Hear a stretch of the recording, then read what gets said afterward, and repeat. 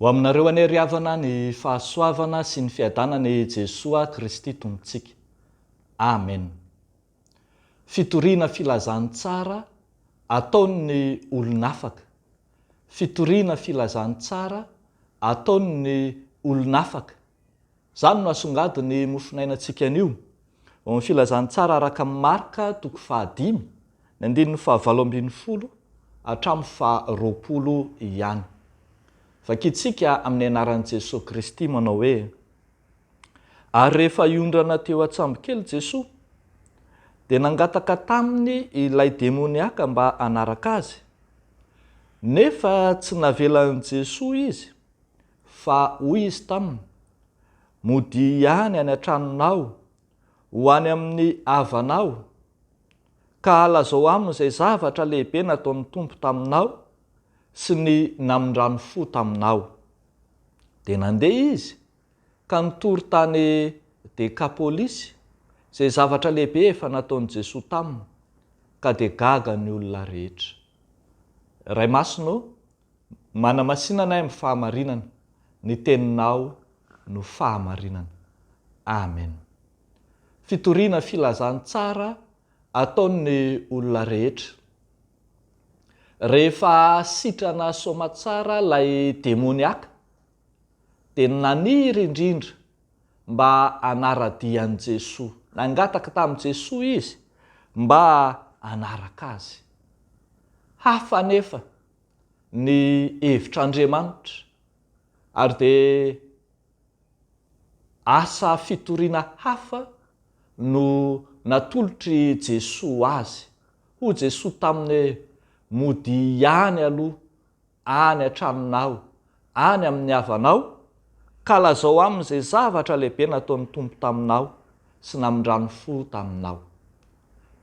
Mazava zany araka an'i Jesosy eto fa ny ao an-trano aloha, ny hoe any an-tranonao dia hoe ny havanao, ny ankohonanao, ireo manodidina anao, ireo akaiky anao, reo aloha no sehatra ahafahanao mitory filazantsara, indrindra ny fitoriana filazantsara ataonao dia fijoroana vavolombelona, anehoana ny asa izay nataon'ny Tompo taminao, ny fanasitranan'ny Tompo anao, ary ny famonjena izay natolotry ny Tompo.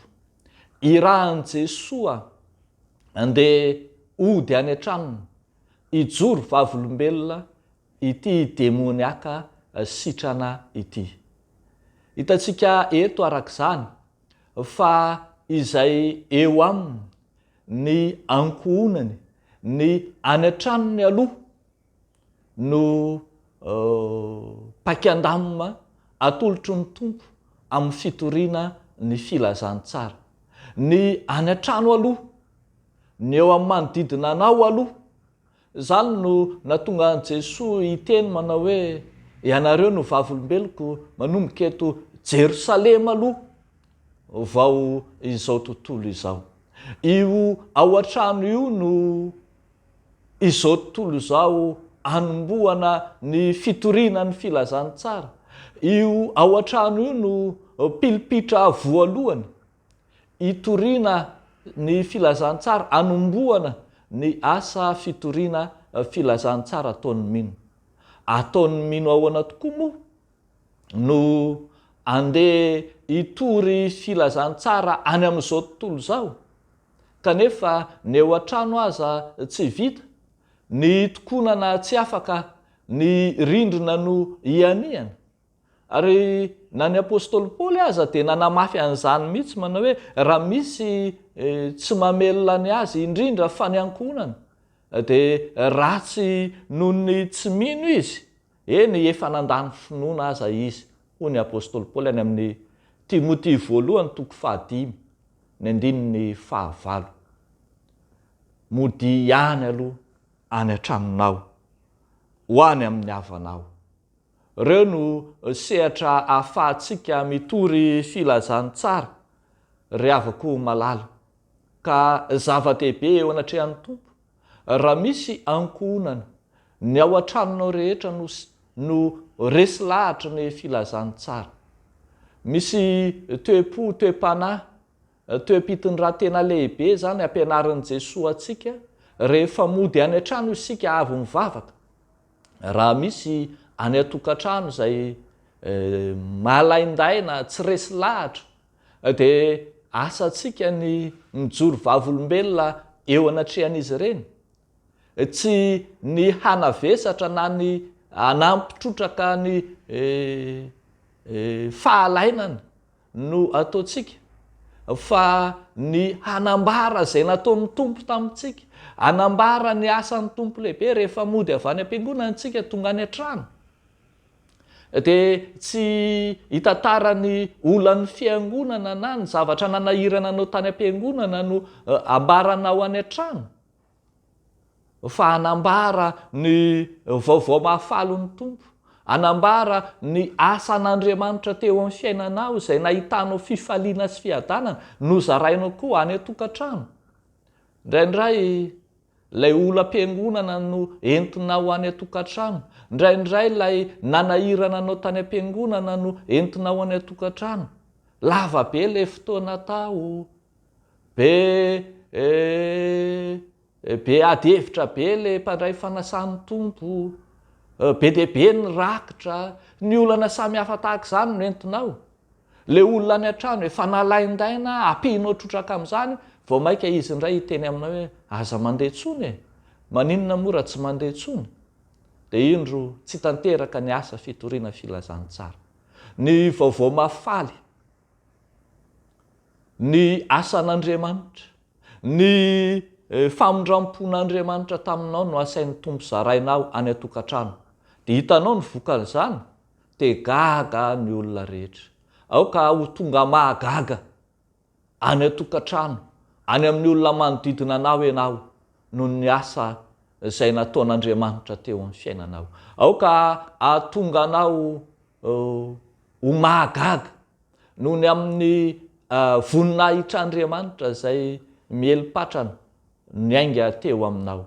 Tsy sanatria tonga mahagaga ianao satria mbola mihetsika ny demoniaka, satria mbola miaina ao anatin'ny fahadalàna, dia gaga ny olona hoe dia iny koa dia efa tsy mahagaga tsony, fa ho gaga kosa ny olona satria asan'Andriamanitra lehibe no nataony teo amin'ny fiainanao.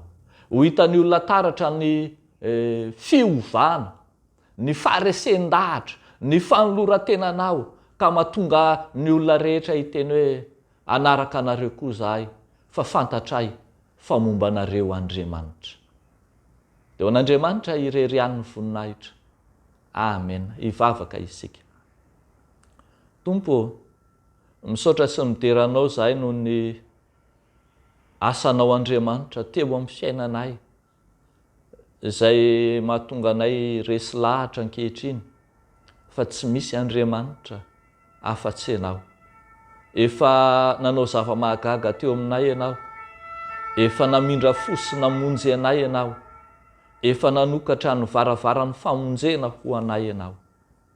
Dia isaoranay ny anaranao. Ary indreto izay Tompo maneho ny fahavononanay, anambara ny filazantsaranao any amin'ny toerana rehetra izay anirahanao anay manomboka eo amin'izay misy anay aloha.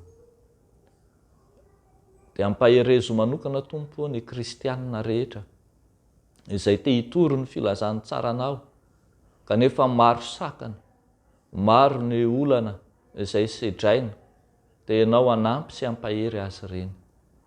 Amin'ny anaran'i Jesosy Kristy Tomponay, naovanay izany mivavaka izany misaotra Tompo. Amen.